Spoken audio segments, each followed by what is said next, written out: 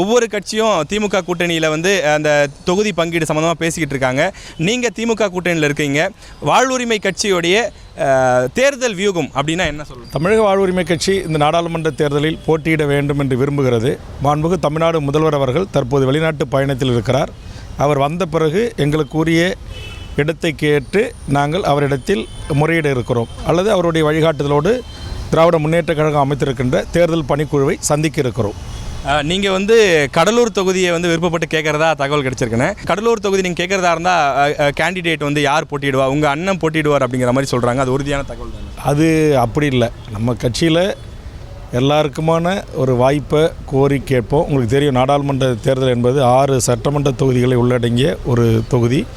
இந்த தொகுதி முழுவதும் பரிச்சயமான மக்களின் செல்வாக்கை பெற்றவர்கள் எங்கள் கட்சியில் நிறைய பேர் இருக்கிறார்கள். யார் விரும்பி கேட்கிறார்களோ அவர்களுக்கு திமுக தரும் பட்சத்தில் அந்த வாய்ப்பு வழங்கப்படும்.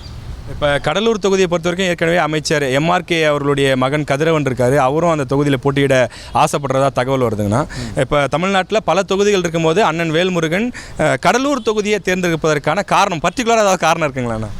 இல்லை, கடலூர் வந்து நான் பிறந்து வளர்ந்த மாவட்டம். அதனால் கடலூர் மாவட்டத்தில் எங்கள் கட்சி அங்கு நீங்கள் சொன்ன திமுக அதிமுகவுக்கு நிகராக வலுவாக கட்டமைப்புகளை கொண்டிருக்கிறது.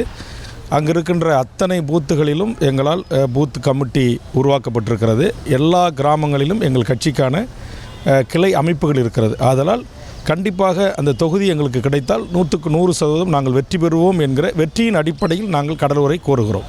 நிச்சயமாக. இப்போ நீங்கள் பேசும்போது சொன்னீங்க தமிழ்நாடு முழுக்க கிளைகள் இருக்குது, எல்லா இடங்கள்லையும் நாங்கள் கட்சி ஆக்டிவ் பாலிடிக்ஸில் இருக்கிறோம்னு சொல்கிறீங்கன்னா, இப்போ விசிகா வந்து போன முறை 2 சீட்டு கொடுத்தாங்க, இந்த முறை 4 சீட்டு வேணும்னு சொல்லி கேட்குறாங்க. கம்யூனிஸ்ட்டும் 2 சீட்டிலேருந்து 4 சீட்டு வேணும்னு, ஒவ்வொருத்தங்களும் கூடுதல் சீட்டுகள் வேணும்னு கேட்குறாங்க. இப்போ வாழ்வுரிமை கட்சிக்கு மட்டும் ஏன் அந்த இடங்கள் வந்து குறைவாக இருக்கிறதுக்கான காரணம்? அதாவது நாங்கள் வந்து கடந்த நாடாளுமன்ற தேர்தலில் எங்களுக்குரிய இடங்களை கேட்டோம். அவர்கள் இந்த நாடாளுமன்ற தேர்தலில் அதை குறித்து பரிசீலிக்கலாம் என்று அறிவித்திருக்கிறார்கள். ஆக பேச்சுவார்த்தைக்கு மாண்புமிகு தமிழக முதலமைச்சரோடு நாங்கள் பேசுகின்ற போதுதான் இது குறித்து இறுதி செய்தி தெரிய வரும். இப்போ வழக்கமாக திமுக அப்படின்னா டிஎம்கேன்னு சொல்லுவோம், ஏடிஎம்கே, பிஎம்கே இந்த மாதிரி சுருக்கமாக தான் சொல்லுவோம். தமிழக வாழ்வுரிமை கட்சி அப்படின்னா டிவிகே அப்படின்னு வருது. இப்போ விஜய் அவர்கள் ஆரம்பிச்சிருக்கக்கூடிய கட்சியும் டிவிகேன்னு வருது.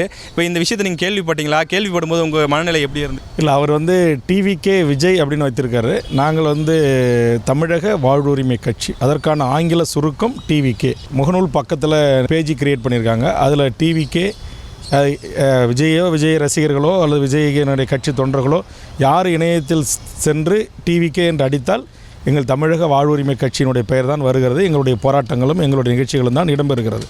ஆக அந்த அடிப்படையில் இன்றைக்கு விஜயனுடைய பல்லாயிரக்கணக்கான அல்லது பல லட்சக்கணக்கான ரசிகர்களும் டிவிகே கடந்து வந்த பாதையை, டிவிகேனுடைய போராட்ட வரலாற்றை தெரிந்து கொள்கின்ற ஒரு நல்வாய்ப்பாகத்தான் நான் எடுத்துக்கொள்கிறேனே தவிர, நான் வந்து இதில் போய் எதுக்கு விஜய் டிவிகேன்னு தமிழ்நாட்டில் யாரும் வைக்கக்கூடாதுன்னு சொல்லலாம். அது டிவிகேன்னு மட்டும் வச்சுருந்தா கேள்வி எழுப்பலாம். நீங்கள் சொன்னபோது தமிழில் அதற்கான பொருள் வேறுபடுகிறது. ஆங்கிலத்தில் டிவிகே விஜய் என்ற பதிவு அவர்கள் இட்டிருக்கிறார்கள். அதனால் நான் இதை குறித்து நான் பெரிதாக கவலைப்படவில்லை. ஆனால் திரு விஜய் அவர்களுக்கு ஆலோசனை சொன்னவர்கள், தேர்தல் ஆணையத்தில் பதிவு செய்தவர்கள், ஏற்கனவே 12 ஆண்டுகளுக்கு முன்பாக தமிழக வாழ்வுரிமை கட்சி டிவிகே என்கிற ஒரு கட்சி பதிவு செய்திருப்பதை கூட தெரிந்து அவர் கவனத்திற்கு எடுத்து செல்லாமல் கட்சியை பெயர் அறிவிக்கக்கூடிய அறிவாளிகள் அவர்கள் கூட இருக்கிறார்கள் என்று நான் வியக்கிறேன். இப்போ விஜய் வந்து அரசியலுக்கு வராரு. ஏற்கனவே நடிகர் விஜயகாந்த் வந்தார், 8-10% ஓட்டுலாம் போன ஒரு வரலாறுலாம் பார்த்தோம். பின்னாடி ரெடியூஸ் ஆச்சு.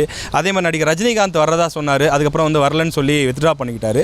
அந்த மாதிரி நடிகர் விஜய் வராரு. அவருக்கு நீங்கள் ஒரு மூத்த அனுபவசாலியாக நீங்கள் சொல்லக்கூடிய ஒரு அறிவுரைனா என்ன சொல்லுவீங்க? இல்லை, எனக்கு இந்திய நாட்டில் குடிமகன் யார் வேண்டுமானாலும் இந்த நாட்டில் தேர்தல் களத்தை சந்திக்கலாம், அரசியல் கட்சியை உருவாக்கலாம்.